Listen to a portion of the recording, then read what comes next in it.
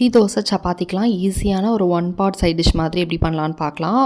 ஒரு ஜாரில் தேங்காய், சோம்பு, வெங்காயத்தை போட்டு அரைச்சிக்கிறேன்.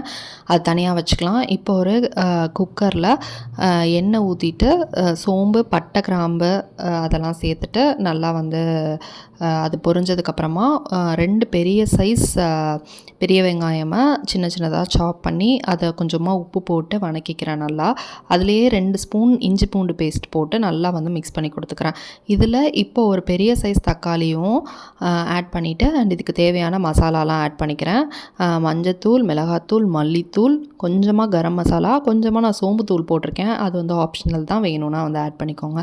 இப்போ இந்த மசாலாலாம் நல்லா கரிஞ்சிராமல் நல்லா கொஞ்சம் அந்த மசாலா வாசனை போகிற வரைக்கும் நல்லா இது பண்ணிவிட்டு இப்போ நம்ம அரைச்சி வச்ச பேஸ்ட்டை வந்து அதில் போட்டுட்டு தேவையான அளவுக்கு உப்பையும் போட்டு குக்கர் மூடி ஒரு 2 விசில் விட்டு எடுத்துருங்க. ஸோ சூப்பரான சைட் டிஷ் ரெடி.